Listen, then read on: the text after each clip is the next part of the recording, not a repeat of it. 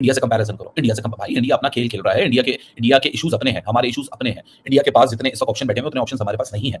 वो अभी एक्सपेरिमेंट कर रहा है, वो अवेश खान अगर बुरी बॉलिंग कर रहा है तो अवेश खान हो सकता है वर्ल्ड कप में नहीं जाएगा, ठीक है ना। लेकिन हमारे यहाँ अगर हसन अली बुरी बॉलिंग करेगा तो क्या हसन अली को हम छोड़ के जाएंगे? नहीं, वो तो सबसे पहले लिस्ट के अंदर होगा कि नहीं जी हम 200 कॉन्फिडेंस देंगे। लेकिन आपको वहां ये सुनने को नहीं मिलेगा। जडेजा चलेगा, आपने कल कितना सबको शोर मचाते देख लिया, हाय जडेजा चलेगा या सफे मातम बिछ गया। किस कौन से इंडिया के कैंप में कल सफे मातम बिछा? मुझे तो ये सबसे पहले वही आके बताया। मसला ये है कि हम कुछ चीजों से इतने ओवर कॉन्फिडेंट हो जाते हैं कि फिर बाद में सर पकड़ के रोकते हैं कि 10 महीने तक हम 10 विकेट का रोना गाना गाते रहे, लेकिन जब संडे को हमको हार मिली उसके बाद 10 विकेट को जिक्र किसी ने नहीं किया। फिर अब क्यों नहीं 10 विकेटों की विन से जिक्र किया? तो भाई इसी वजह से ओवर कॉन्फिडेंस ना हो, अपनी गलतियों को जान के जिए। क्योंकि अब तो पाकिस्तान के जो क्रिकेटर्स हैं वो भी वही बात कर रहे हैं। क्या उनके भी यूट्यूब चैनल है? क्या वसीम अकरम का भी यूट्यूब चैनल था? क्या वसीम अकरम भी वहां खड़े यूट्यूब? आपका टॉप ऑर्डर कंसिस्टेंट जरूर है, इस पर कोई दो राय नहीं है, लेकिन ऐसी कंसिस्टेंसी कभी कभार आपको उल्टा पड़ती है, जो कि हमको उल्टा पास में पड़ चुकी है। लेकिन हम अपने लेसन से सीखते नहीं है।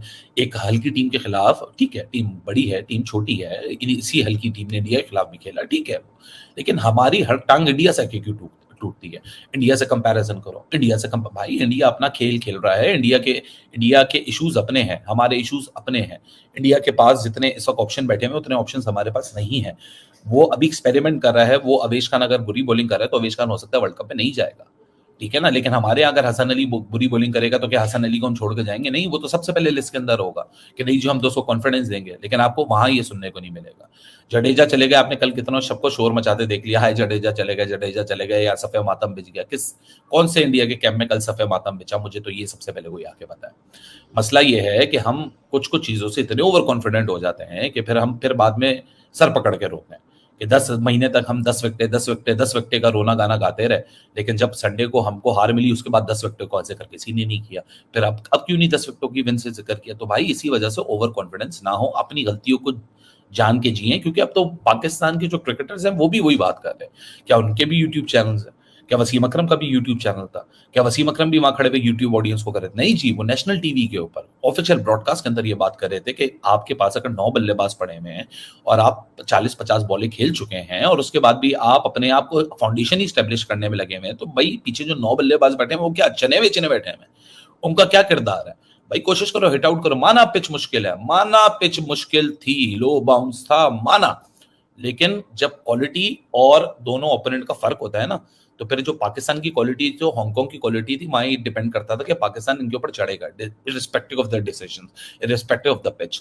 अगर आप दूसरी जगह देख लो तो खुशदिल भी इसी पिच पे खेला ना, खुशदिल भी इसी इंटेंट से खेला, 15 बॉलों में 35 बना के गया। क्या खुशदिल आया और बटन वहां से दब गया था कि नहीं जी अब पिच चेंज हो जाएगी, खुशदिल आया इसको 5 बॉलें मिलेंगी और ये 5 बॉलों में 5 छक्के मारेगा? 30 रन तो उसने उससे बनाए। 9 बॉलों के अंदर एक 5 रन ही एक्स्ट्रा लिए ना, 30 रन अगर आप पकड़ लें 5 छक्कों से तो 30 रन तो यही आ गए उसके 5 बॉलों के अंदर। बाकी 10 बॉलों के अंदर 5 रन बनाए। I don't have it right now ask. तो फिर आगे हमको, अगर हम कंफ्यूजन में फंसे रहेंगे, हम ओवरवोट करते रहेंगे। और अब सबसे बड़ा मसला है कि अगर वसीम अकरम ये बात कर रहे हैं तो मेरे ख्याल से वो वहां बैठे हैं, वसीम अकरम ने बात की तो वसीम अकरम की ट्वीट के नीचे, मतलब जो उनकी क्लिप्स हुई है तो नीचे देखें हमारे यहाँ लोग भी वसीम अकरम को एक खातून कह रही है, मतलब वो एक नॉर्मल मैं व्यूअर का कमेंट पढ़ रहा था, वसीम अकरम आपने पिच सही नहीं पढ़ी। अरे वसीम अकरम ने पिच सही नहीं पढ़ी, मतलब वसीम अकरम को पिच का नहीं पता। शारजा 18 साल वो खेल के वहां चला गया, 80 से वो खेल रहा है आदमी, 2022 में बैठा हुआ है। बेटा आपकी मम्मा और पापा की शादी को इतना टाइम नहीं होगा और आप वसीम अकरम को बोल रही है वसीम अकरम आपने पिच सही नहीं पढ़ी थी इसलिए आपको नहीं पता पाकिस्तान की बैटिंग अप्रोच सही नहीं थी और चाटना बंद करो। मतलब ये कौन से लफ्ज हैं यार? ये कौन सी किस्म की, मतलब ना लेजेंड की तमीज, ना किसी क्रिएटर की तमीज, कोई ऑल्टरनेटिव ओपिनियन बात करे, जानवरों की तरह उसके पीछे पड़ जाए। अरे भैया या सुन लीजिए, हर everybody is want to see their team to do better. अब कल बॉलिंग बड़ी जबरदस्त हो गई, 38 पे आउट कर दिया, सारे गुना धोल दो, सारी प्रॉब्लम छुपा दो और बोलो नहीं वी आर नंबर वन। अगली जब बड़ी टीम आएगी और फंसेंगे फिर सर पकड़ के दुआओं के लिए हाथ उठा लेंगे। अरे भाई प्रोसेस होता है एक टीम का, एक नेचर, एक हमको आगे एक टीम को लेके बढ़ना है और हम टीम को फाउंडेशन बिल्ड करेंगे वन बाय वन। तो वसीम अकरम को जिस तरह लोग क्वेश्चन करें कि वसीम अकरम ने पिच नहीं पढ़ी, वसीम अकरम फजूल एनालिसिस करता है, वसीम अकरम को क्या पता, भाई सब कुछ बेटा आप में से किसी को कुछ नहीं पता अगर वसीम अकरम को कुछ नहीं पता, हम में से किसी को कुछ नहीं पता अगर वसीम अकरम को कुछ नहीं पता। मतलब कोई उनकी जस्टिस का यूं की रिपोर्टें याद दिला रहा है, मतलब यार इतना बिलो द बेल्ट। वो आदमी बिल्कुल सही कह रहा है, यही मानना मेरा है, यही मानना हर उस क्रिकेट से जुड़े हुए आदमी का है जो कि क्रिकेट फैन नहीं है। लोगों को ये समझना चाहिए कि जो जर्नलिस्ट होता है ना, उसका असल काम जाके डेफिनेशन सुन लीजिए। जो कंटेंट क्रिएटर जो क्या बैठ के एक एक्सपर्ट की हैसियत में बात करता है टीवी के ऊपर, यूट्यूब के ऊपर, उसके दो ही काम होते हैं। वो अच्छी क्रिकेट को अच्छा कहता है, बुरी क्रिकेट को बुरा कहता है। वो फैन नहीं है, वो बैठ के यहाँ डिफेंड नहीं करता चीजों को। नहीं नहीं नहीं नहीं नहीं, वो पिच ऐसी थी, नहीं नहीं नहीं नहीं, वो ऐसा था। इश्यूज हैं आपके 60-70 मोर देन 70-80% बॉल्स जो हैं वो आपके टॉप ऑर्डर खींच जाते हैं। जाके एवरेज तो निकालिए 2020 से, जब से ये आपकी जोड़ी खेल रही है। 2021 आप अगर एवरेज निकाल लें, 2022 पे अगर आप आ जाएं, तो इस पूरे सैंपल साइज में आपका जो टॉप ऑर्डर है वो 80 से 85 बॉलें कंज्यूम करता है 120 बॉलों में से, और 100 से 110 रन बना के जाता है। अब आप सोच लीजिए, आप ऑस्ट्रेलिया के खिलाफ खेल रहे हैं, जो कि हमारे साथ सेमीफाइनल में एग्जैक्टली यही हुआ। आप 80-90 बॉलें आपकी ले गए टॉप ऑर्डर, रन कितने हैं 100 से 110, और नीचे बची कितनी बॉलें 30-40। उनको आगे बोल लो यार इसमें 100 रन करके दो हमें। अब हर दिन भाई वल्ला नहीं चलता।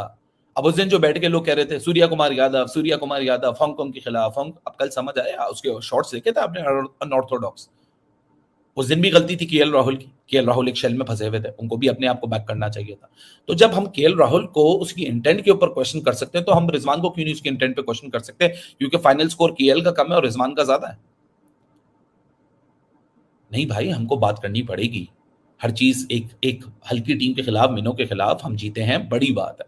ठीक है, बड़ा जबरदस्त विक्ट्री जीती है हमने। उनको सांस नहीं लेनी, ऐसे ही जीतते हैं एक मिनों के खिलाफ। ठीक है ना, नेदरलैंड की तरह नहीं करते। नेदरलैंड पे आके यहाँ प्रोटेक्ट कर रहे हो और कल बैठ के सीने चौड़े कर रहे हो, तो क्या मुनाफिकत है और किस किस्म की हिपोक्रेसी है फिर ये? अरे वो भी तो बात करो ना। नेदरलैंड 2 ओडीआईज में हमारे करीब आ गया था। ये कोई नेगेटिविटी नहीं है, ये कंस्ट्रक्टिव क्रिटिसिज्म है। और ये नेगेटिविटी से कोई टीम का मोरल डाउन नहीं होता। ये आप लोग हैं जो बिला वजह में चीजों को प्रमोट करते हैं और गलत चीजों को यहाँ हवा देते हैं कि जैसे हर कोई गलत है।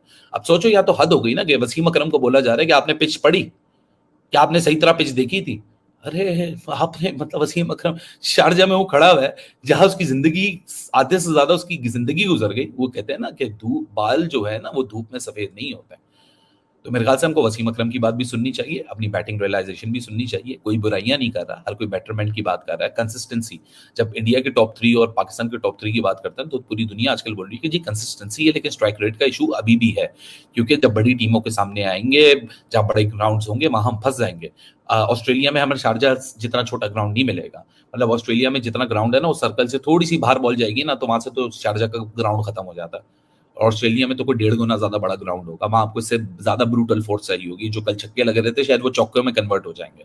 तो वो आपको एक अलग किस्म की, आप अगर वर्ल्ड कप के पॉइंट ऑफ व्यू से देख रहे हो तो अभी आपको मुख्तलिफ पिचेस मिलेंगी, वहां आपको हाई बाउंस मिलेगा। हाँ, मुझे बाबर जैसे बल्लेबाज पे वहां कॉन्फिडेंस ऑस्ट्रेलिया में, वो अगर एशिया कप में ना भी रन करे मुझे कोई तकलीफ नहीं है। मैंने दोनों मैचेस पे बाबर पे एक लफ्ज बात नहीं की है। क्यों नहीं की? मुझे पता है वो ऑस्ट्रेलिया में आपको रन करके देगा। वो आपको रन करके देगा। जो उसकी बैटिंग का स्टाइल है, जो उसका स्किल सेट है, वो ऑस्ट्रेलिया में आपको रन करके देगा। वो एशिया कप में नहीं भी रन करे कोई मसला नहीं है। लेकिन क्या कल किसी ने बात की कि बाबर जल्दी आउट हो गए तो पाकिस्तान 193 पे पहुंच गया? क्योंकि प्रॉब्लम यह है कि क्रिटिसिज्म बाबर पे नहीं है, क्रिटिसिज्म पूरे टॉप 3 के ऊपर है, टॉप 3 की अप्रोच के ऊपर है। क्योंकि खरबूजा को खरबूजा देख के जिस तरह रंग बदलता है, उस तरह फखर जमान ने भी रंग पकड़ लिया। क्योंकि अगर 2 एक्यूमुलेटर्स ऊपर थे तो फखर जमान का काम है इम्पैक्ट प्लेयर। फखर जमान भी एक्यूमुलेटर की तरह चल रहा, वो भी 40 बॉलों में। और क्या आप लोगों को नहीं पता कि कल रिजवान और फखर करें तो जब तक 13 ओवर चल रहे थे, they were very very lucky, they were very sketchy. Yes, they were trying things. Rizwan की कल मैंने तारीफ की कि उसकी सबसे अच्छी बात ये थी कि विकेट की दोनों तरफ उसने खेलने की कोशिश की। हाँ, उसको स्ट्रगल जरूर हुई, लेकिन जो ऑफ साइड पे उसको स्ट्रगल हो रही थी, जिस तरह वो लकी रहा, क्या कोई बड़ा बॉलर उसको उस तरह बचने देगा जितना कल स्केची रिजवान लग रहा था? ये क्रिटिसिज्म नहीं है, ये नेगेटिविटी नहीं है, ये पॉजिटिविटी की बात है और एक कंस्ट्रक्टिव बात है कि पाकिस्तान को, हमको अपने रिसोर्सेज को देखना चाहिए, हमको अपने रिसोर्सेज से सीखना चाहिए। एक अच्छी विक्ट्री आ गई, उससे हमको बिल्ट ऑन करना चाहिए। अब हमको बिस्मिल्लाह नहीं कर लेना चाहिए, यही हमारा स्क्रिप्ट है। क्योंकि देखिए जी, मैं अभी भी मानता हूं जो पाकिस्तान का 2021 में स्क्रिप्ट था वर्ल्ड कप में, वो स्क्रिप्ट अभी नहीं चलेगा। वो स्क्रिप्ट हमारा ना ऑस्ट्रेलिया में चलेगा और ना आगे आने वाले राउंड्स में चलेगा। पाकिस्तान का इंडिया से अब बड़ा मैच, एक दुबई में, एक शारजा में, एक श्रीलंका से वापस हमारा क्या कहते हैं दुबई के अंदर। अब हमको अलग अलग वेन्यूज के लिहाज से अलग अलग स्ट्रैटेजीज को डिवाइस करना पड़ेगा। हाई बाउंस है दुबई के अंदर, मतलब इसके मुकाबले में, शारजा के मुकाबले में, और शारजा में बिल्कुल लो बाउंस है। मैंने आपको कल भी बताया था, मैं दोबारा बता देता हूँ इस स्क्वायर के ऊपर, शारजा के स्क्वायर के ऊपर सिर्फ 2 विकेटें तैयार की गई हैं एशिया कप के लिए। एक वो विकेट थी जिस पे अफगानिस्तान का मैच हुआ था और एक वो विकेट थी जिस पे कल का मैच हुआ था। 32 डेज से इन विकेट्स के ऊपर कोई ट्रैफिक नहीं है, जो 2 विकेटों को बिल्कुल खाली छोड़ा हुआ था। 30 डेज से इसके ऊपर कोई मैचेस नहीं हुए। तो अफगानिस्तान का मैच 30 दिन बाद यानी 26 दिन बाद पहला मैच था। जिस विकेट पे कल पाकिस्तान ने खेला वो 32 डेज बाद पहला मैच था उसके ऊपर। अगर उसके बाद इतना लो बाउंस था तो कल आज रात को तो अफगानिस्तान श्रीलंका ने फिर खेलना है शारजा में, फिर पाकिस्तान ने फिर खेलना अफगानिस्तान पे। तो ये तो पिच और डिटोरिएट होगी। अब तो पिच रीयूज होना शुरू हो जाएगी। दोनों पिचों पे ऑलमोस्ट तकरीबन कोई 30-30 ओवर 40-40 ओवर की गेम हो चुके हैं। फिर कंडीशन तो और बुरी हो जाएंगी। फिर क्या हम कंडीशन बेस्ड टीम है? भाई ऑल कंडीशंस होनी चाहिए, ऑल कंडीशंस इंपैक्ट। हार तो होती है, आज जिम्बाब्वे से भी तो, आज ऑस्ट्रेलिया भी तो हारा है जिम्बाब्वे के हाथों से। लेकिन हम छोटी जब जीतों को जब all across the board overboard celebrate करना शुरू कर देंगे, but this is what it is. खैर एनीवेज, प्रॉब्लम जो है उसके ऊपर बात कर लेते हैं। प्रॉब्लम सिर्फ स्ट्राइक रेट की है। Consistency is a blessing in disguise for Pakistan.